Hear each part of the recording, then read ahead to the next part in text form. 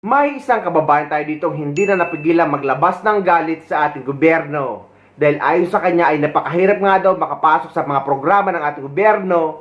Pero kapag sa mga bayarin o ambagan ay kasama lahat ng mga Pilipino. Dahil ayon nga sa kababayan natin ay napakalayo ng binabayaran niya noon sa binabayaran niya ngayon. Dahil sa mga charges na inilagay ng Meralco na basta na lang nilagay at walang paalam sa mga tao na programa ng ating gobyerno. Pero bakit pinapasan o pinapashoulder sa mga Pilipino? Tingnan niyo yung dalawang electric pan namin. Puro disipet, dalawang electric pan. Etong TV namin, 3 taon na tong sira. Bali, eto lang ang malakas na kuryente sa amin. Etong electric pan na to. Ngayon, tignan niyo ilan ang anak ko. 5 ang anak ko. 5 ang anak ko. Ang binabayaran ko lang dating kuryente, 700 lang yung binabayaran kong kuryente. Ngayon, kung umabot man ng 2,000, ibig sabihin 3 buwan to pag inabot ng 2,000. Ayan, eto binayaran ko na. Binayaran ko na yung kuryente namin. Ngayon, mga putang ina yung mga nasa gobyerno kayo. Ha? Hindi kami naglalaro ng bahay-bahayan dito para mag-bill kayo sa akin. Para mag-bill kayo sa amin ng 7,000! Saan namin kukunin itong 7,000 na to? Ha? Paano ba? Gumagawa kayo ng mga programa ninyo, tapos kami ang hinahayaan nyo magbayad. Anong kala nyo sa amin nasasakupan nyo? Ha? Nagbabahay-bahayan? Hindi kami nagbabahay-bahayan dito. Para bigyan nyo kami ng bill na ganito. Nakikita ba yung bill, Shaira? Ayan ang bill, 7,000 yung bill. Samantalang 700 lang yung binabayaran ko buwan-buwan. Kakabayad ko lang nung 1 linggo, kakabayad ko lang. Oh, ayan, kakabayad ko lang nung 1 linggo ha. 2,000 yan. Nagbalance ako ng 600, bali 1 buwan lang. Hindi para paabutin nyo ng ganito kalaki. 7,000 yung bill namin. Ha? Paano na lang kami? Paano na lang mga anak ko? Hindi nakakain? Ha? Nagagawa kayo ng mga programa na 4-piece? Ha? Ang hirap nga makasali dyan sa 4-piece na yan eh. Ilan ang anak ko? Ilan ang anak ko na nag-aaral? Hindi naman kami kasali sa 4-piece. Bago makasali dyan, ang daming etchos. Hindi maraming etchos. Palakasan, bago makasali sa 4-piece, palakasan. Pero ako, 5 anak ko, lahat nag-aaral, kumpleto sa bakuna, kumpleto sa check-up sa center. Tapos hindi ako nasasali sa 4-piece. Hindi ako nasasali sa 4-piece. Kaya mga jutang ina nyo, mga nasa gobyerno kayo, ha? Huwag kayo gumawa ng programa kung hindi nyo kayang suportahan. Hindi yung iaasa nyo sa amin. Ha? Makakita lang talaga ako ng 4-piece na nag-i-scatter tsaka nagtotong-it. Sabi ko sa inyo, chichinilasin ko mga mukha nyo. Bakit po dito sa Meralco, consumer yung nagbabayad doon sa discount? Ay, yun naman po kasing discount ng mga senior citizens sa mga restaurant. Ano po yan ang nagiging deduction po doon sa mga taxes na ibinabayad ng mga establishmento na nagbibigay ng diskwento. Ito, malaki-laki ito, attorney, yung government taxes. Ano ba yan? Yan ba yung tax na binabayaran ng Meralco sa gobyerno? Tama po. Ito po yung value-added tax. Bakit kami? Bakit po Nasa batas din po yun. Ang sabi po sa batas, yun pong mga benta ng generation, transmission, and distribution ay subject to VAT. Parang, siyempre, hindi maintindihan. Ako nagbabayad ako ng tax. Hindi ko naman kinukuha sa Meralco. Ganun ba yan? Hindi nga po. Pero binabayad po yun. Sinisingil po yun ng Meralco, kinukolekta at nire-remit po yan sa gobyerno, sa BIR.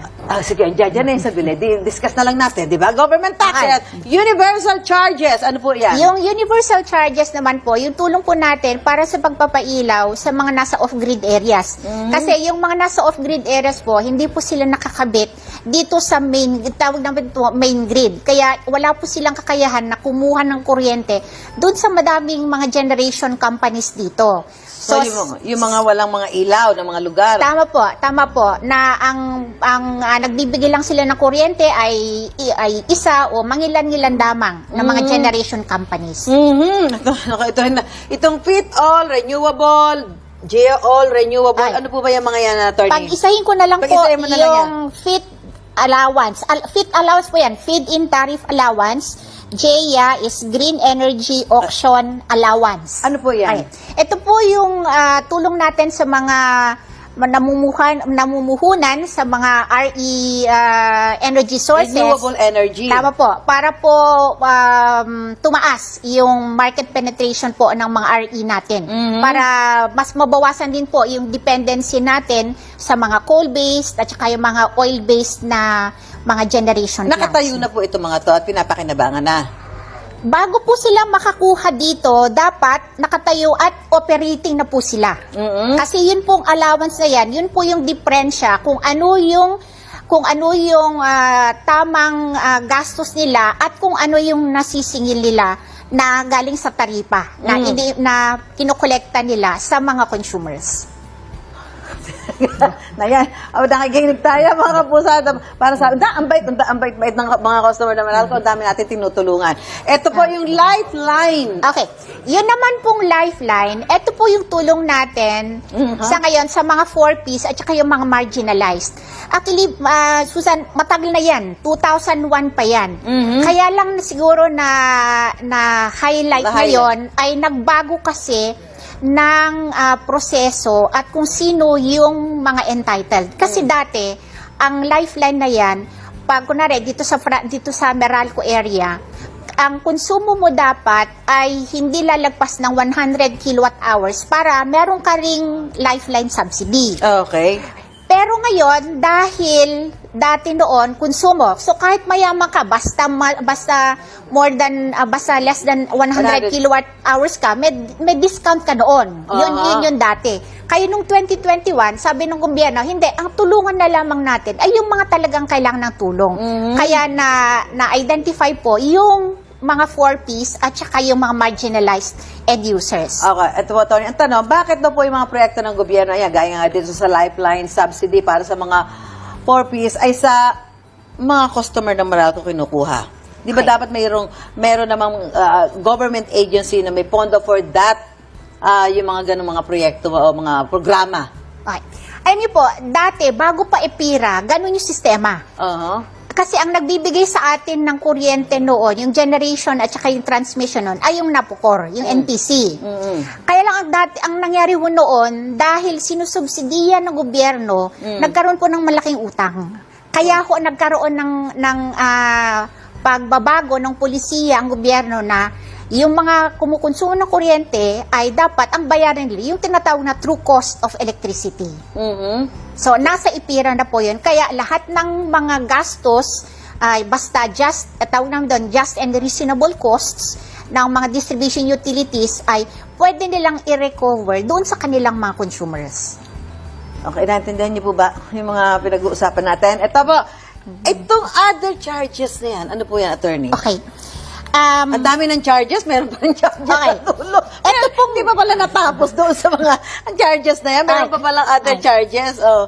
Kung kami pong tinatanong, no, pag sinabi po kasing other charges, no, ito po dapat yung senior citizens hanggang lifeline. Ito po yung tinatawag talaga namin technically na other charges. Ano po? Pero dahil naisaad na ho ninyo, Na-indicate na dyan.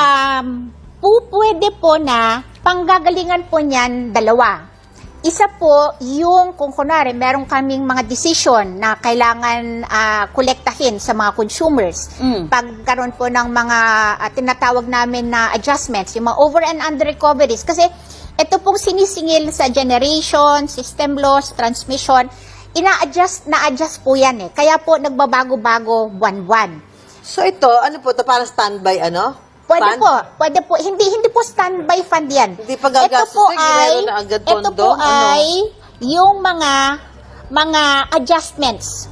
Pag sinabi po namin na, teka, konti lang yung nakolekta dati na ito naman dapat, kaya positive po yan. Ayan.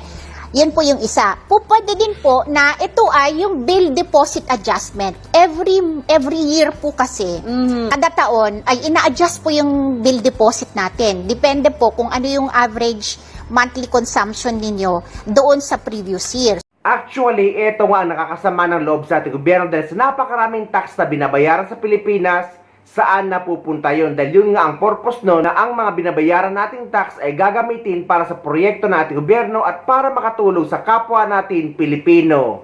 Bakit meron pang extra charge para sa programa ng mga politiko? At bakit tayo mga normal na tao o mga nagtatrabaho ang papasa nito? Ang masasabi ko na lang talaga, kawawang mga Pilipino, kawawang Pilipinas.